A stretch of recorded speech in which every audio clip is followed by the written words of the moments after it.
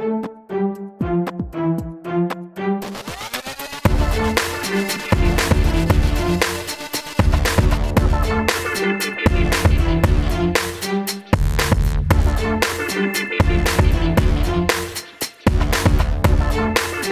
we're gonna do arm waxing. I'm Bernadette with Unik Wax Center in New York City, and this is Tanisha, and she's a full-time model. And Tanisha, I'm gonna start with applying the wax over your arms and removing all the excess hair. So I'm starting with cleansing the skin with our antiseptic just to make sure all the bacteria are gone, so she has no breakouts.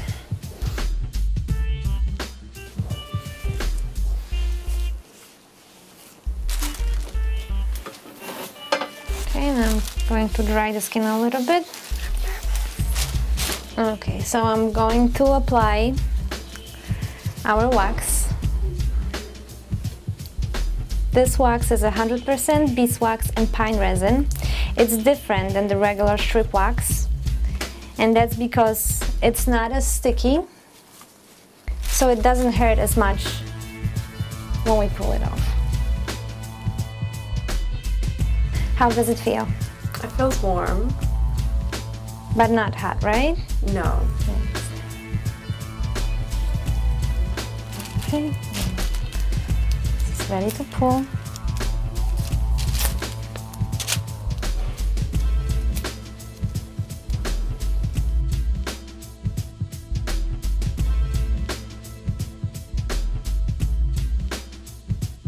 How is it?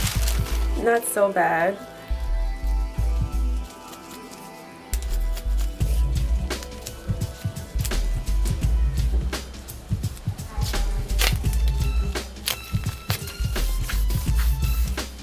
Okay. I don't think I have to. Okay. Maybe. Let's do it this way. Okay. So the reason why you want to wax your arms is because now, with the change of seasons here in New York, you want to wear short sleeves, tank tops, sleeveless dresses, and you want to feel confident.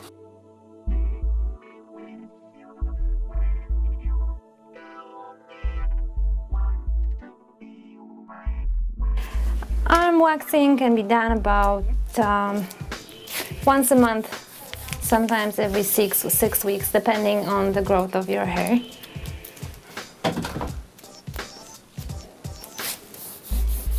Look, and the wax stays elastic, and this is why it doesn't hurt that much.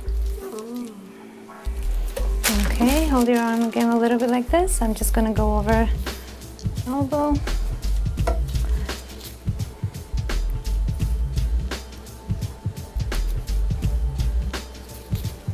Okay, and the other one too. This part.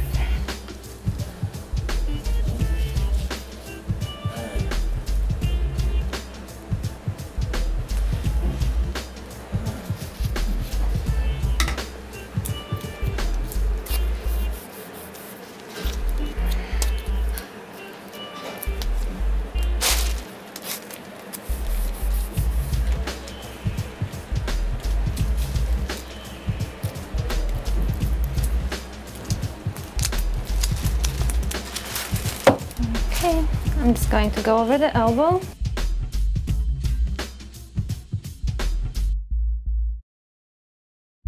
Smells good too. I'm just going to go over the elbow.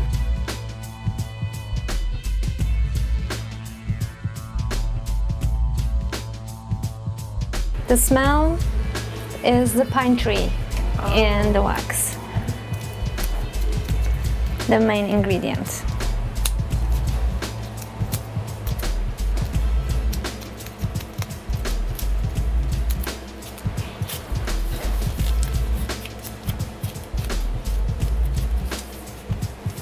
Check.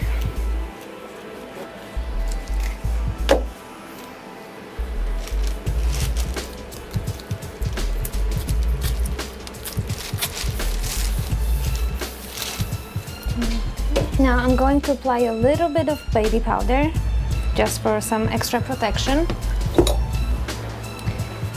And I'm going to go over with wax just to remove any hair that might still be here.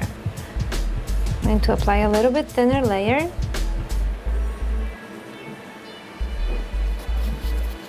Is this normal, my skin being like this, or is it like because it's sensitive or something? Your skin, right now we are exfoliating it with the wax, and also your skin gets a little bit red, and that's a normal reaction. That's because of the heat from the wax.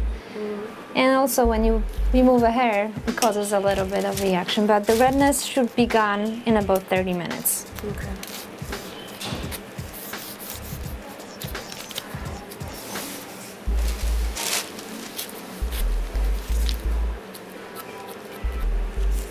Okay, now I'm just going to go over .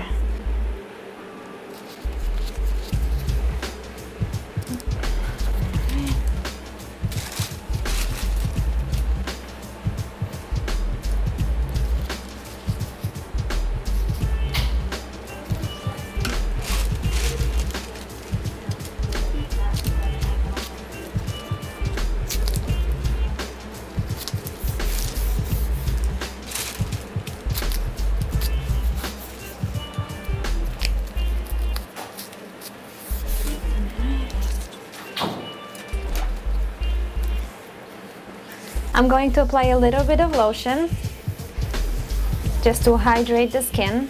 The skin is now exfoliated. And you need to make sure that you exfoliate at home so you won't get any ingrown hairs. You can just use a sugar scrub once or twice a week, okay? All right, and we're all done. Thank you very much. Once again, I'm Bernadette with Unik Wax Center in New York City, and thank you very much, Tanisha, for helping us today.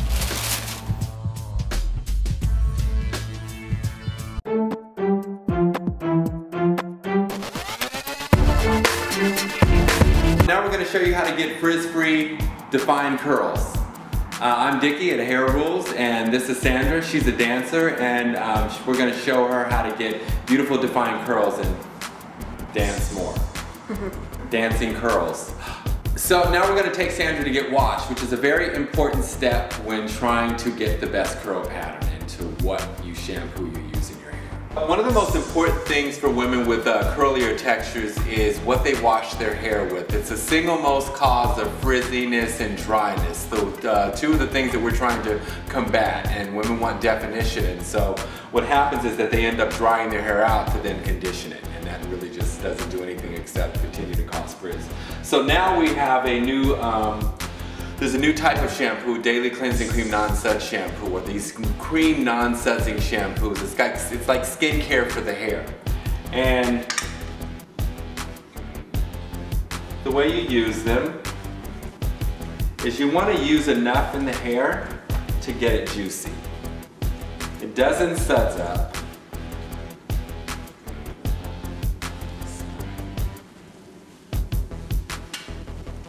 And it really does clean the scalp and the hair in a really nice way, so you're not stripping your hair to condition it. You're basically using a gentle cleanser on the hair so then your conditioner works more effectively. And for curlier textures that are very tangly, it also allows you to detangle while you shampoo. Now, what shampoo out there allows you to do that? So we're back from shampooing and conditioning, and this is actually the most important step when dealing with curly textures, is that they're usually prettiest when they're wet. And so that's just an indicator as to when you're going to apply your styling product. And what's great is that you're going to use a styling product that is lightweight, and I like lighter products because you can add more of them. I like to think of products as tools, and so basically you're going to use your product to accentuate whatever style you have. And with curlier hair, Sandra has a finer, wavier texture that can get really curly, so we're going to enhance as much of her curl pattern as possible. And what I'm going to use on her is Hair Rules Wavy Mousse, and it's a lightweight, watery foam, not like traditional mousses that are really dense. So it really adheres to her curl pattern nicely. And also when you apply a styling product on curly hair, you want to apply it on wet hair because you don't want the product to sit on top of the hair. So it's really important that the product goes into wet hair so it fuses together with the hair, because women they like to feel their healthy hair. They don't want to feel product in the hair. So this is a way to avoid feeling any kind of stickiness from your product, is putting it on wet hair that's saturated with water. And of course you're going to capture the prettiest part of her curl, which is when it's wet. Don't be afraid to use too much wavy mousse. Like if this were dense mousse, it would probably just kind of smash against the curls. So it really adheres to any kind of curl or wave pattern that you have. I know it gets really complicated sometimes as to where you should part your hair. Should I do it this side? Find whatever your natural part is and work it from there, rather than overthink it and do too much to the hair. Once you, also as you're applying your styling product, you're really styling your hair. So you're using the product to find direction in your hair, to find whatever curl pattern is naturally there or wave pattern. As you can see, she's got big, thick, ropey curls that as they dry are really going to fill out. They're not going to be those kind of wimpy, piecey, curly pieces that dry really hard. It's going to be a soft wave, soft curl, okay? And I generally like to air dry or use a diffuser or a portable hood dryer. And right now we're going to diffuse Sandra's hair. So basically we're laying Sandra back in a chair to let her hair hang off of the end so it's free to flow how it wants to. And if your chairs don't recline, you can simply scoot your bottom down in a chair and put your head off of your chair, or you can lay off of the side of your bed. But basically one of the most important parts of drying curly hair is that you don't disturb the curl pattern. So whatever you do, it has to be gentle and being very careful as to not disturb your set, because all you're doing when you're setting your natural curl pattern or wave pattern is you're really wet setting. And everybody knows what a wet set is. It's a roller, it's something your grandmother did. And it's essentially the same concept when you're setting your natural curl pattern as you're applying your product when it's wet to your natural curl pattern that you're wet setting. You don't want to disturb it until it's completely dry. And that will eliminate any type of frizz. And these are great diffusers because they don't disturb and they actually, in the teeth, really help to give volume at the root. But as you can see, her wave or curl pattern is there, so you don't have to do much.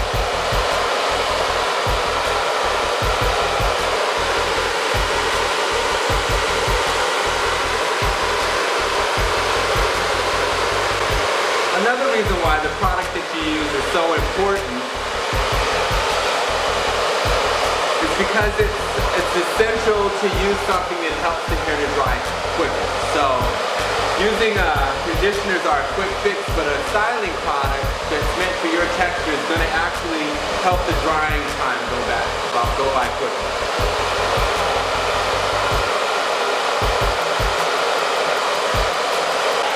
And as you can see, there's really not much to do. So the more you manipulate the hair while it's drying, the more you're going to create frizz. So as you can see, we're not really disturbing the curl pattern. Just kind of letting the diffuser sit at the curls and dry them, not blowing it around. And as you can see, that the hair is starting to fill out and get fuller and fuller. And when you're going for more volume in your curls, it's better to get it while the hair is flipped over, so you get your volume from this area in the back. You don't want to get or disturb the curl pattern on the surface. So it's best to get as much fullness back here.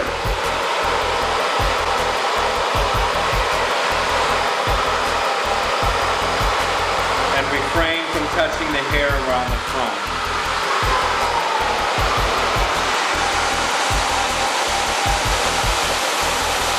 And as you can see, as it's pretty much drying is when you can really start to fluff up the curl that you've set without the fear of your hair getting frizzy.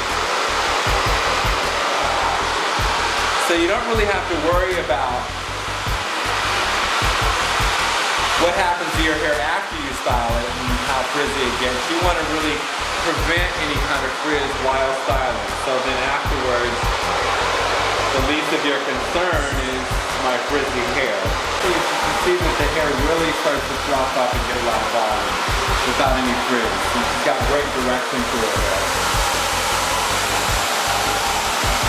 If you want to add more direction around the front, this is a great tool to have. It's a great way to lift the hair as well as accentuate any kind of wave pattern that exists. And just put your dryer on low.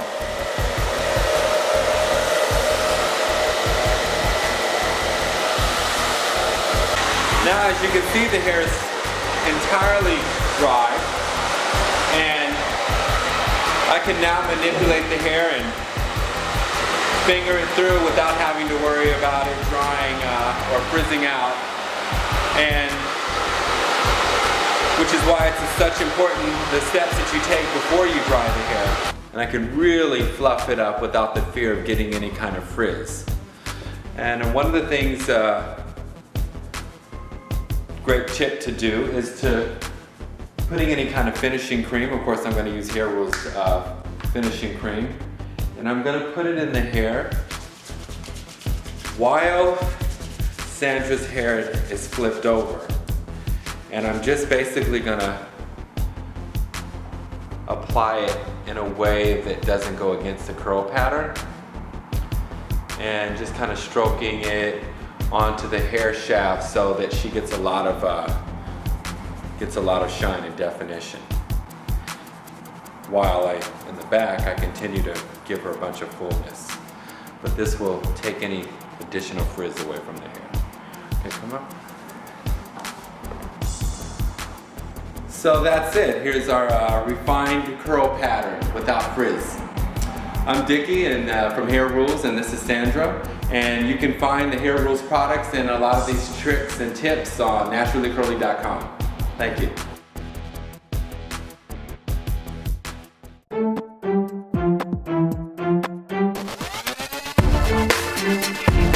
Today we're going to be doing a green smoky eye and a nude lip and a glowy cheek on my model, Elena. My name is T. I'm a freelance makeup artist and we're here at Fashion Group International in New York City.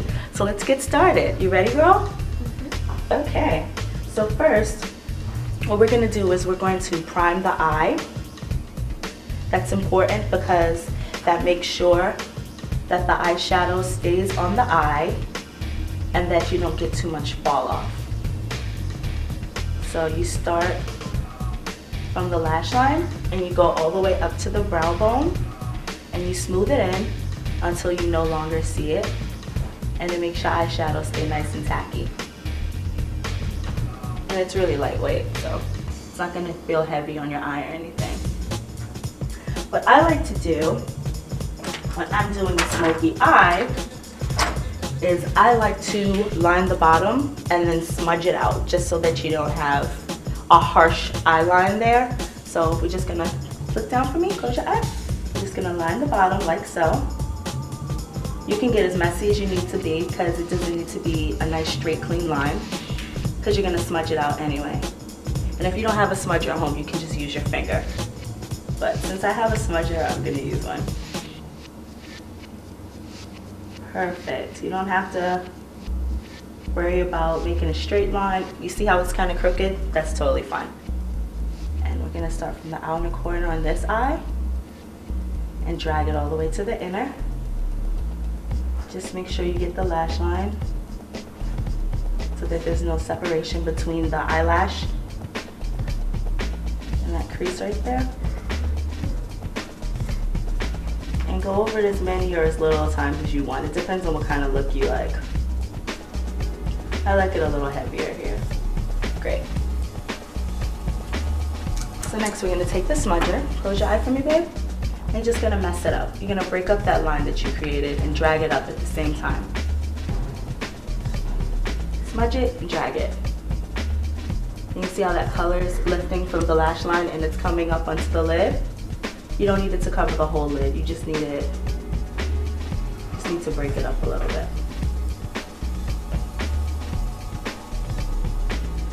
So in this case, you won't have to line your eyes after. Next, I'm going to use an eyeshadow brush. You can use a flat one, a fluffy one, whichever one you're most comfortable with. I like a flat one because it gives me a little bit more control and I can pick up product with it. And we're going to take this gorgeous green color. It's got a hint of gold. It's a nice winter green from Makeup Forever. I'm going to tap off the excess and then we're going to go all over her lid with it. Little at a time. You don't want too much because it's going to fall on your face and you're going to have makeup all over underneath your eye.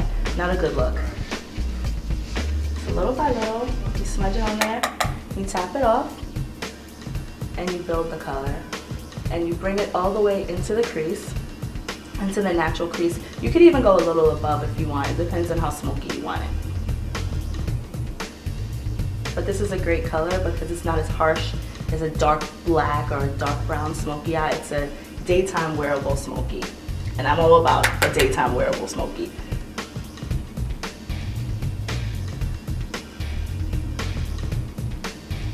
Continue to build. And you see how the flecks of that green, it's capturing the gold in there. It hits the light so beautifully.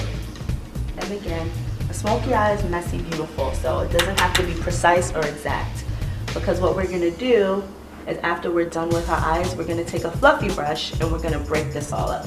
Because you don't want to have any harsh lines. The key to makeup is you're not really supposed to see where things begin and end. Not seamlessly. Oh, this is beautiful.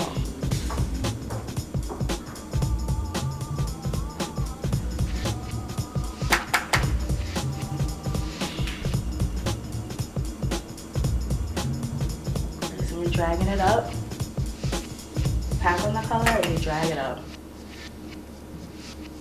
It's important that you don't just take color and just pack it on there. It'll stay on for now, but then after that it'll fall off on your face and you don't really want that. Sometimes you get a little bit of fall off anyway, but you know, try to prevent it as much as you possibly can. And even if you did get the fall off, it's no big deal. That happens to me sometimes. You just take a little bit of foundation and concealer under the eye and you clean it up.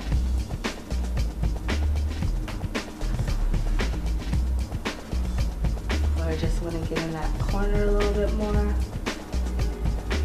Gorgeous. I've got a fluffy brush like this. It's the blending eye brush, but you could also use a fluffy crease brush, whatever you have. Or if you don't have either, you can just kind of use your finger and blend it out a little bit. So, gorgeous color. Open your eyes, dear. Isn't that pretty? So even I got a little bit of fall off, even though I tried not to. But if that happens, all you have to do is take whatever your foundation brush or your concealer brush and just pat it off.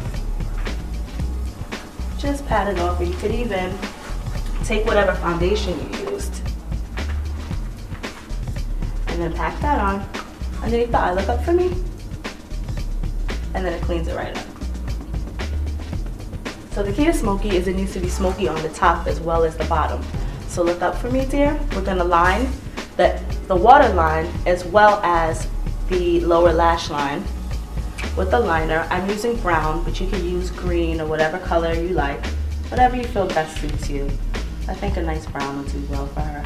She's doing great. She's not a blinker. I love that. What you do after that is you go back in with the color that you used on top and you use it on the lower lash line.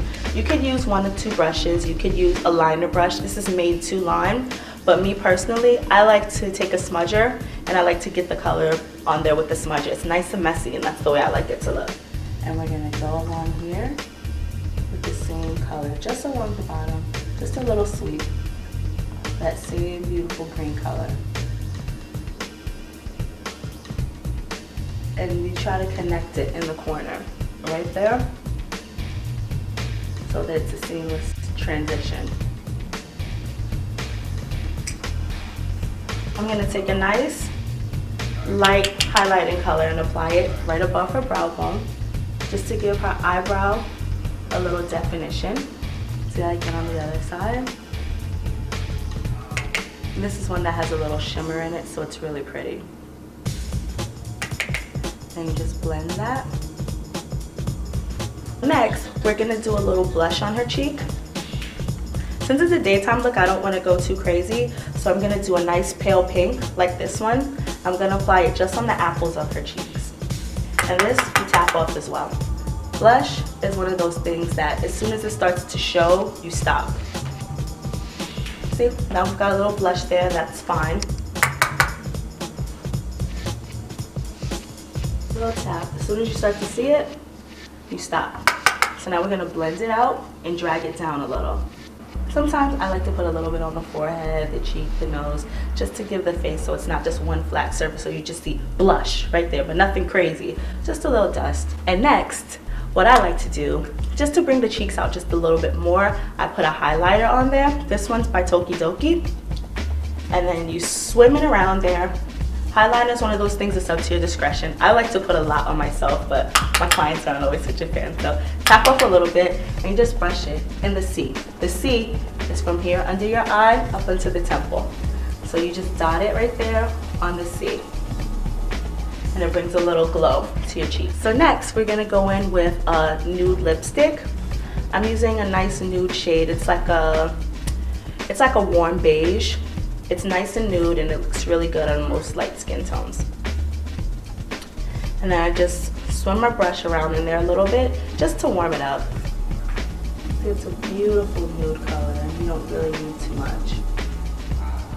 And just for a little fun, we're gonna put a nude gloss over that. Here's a color called Sugar Cookie. It's a nice nude gloss.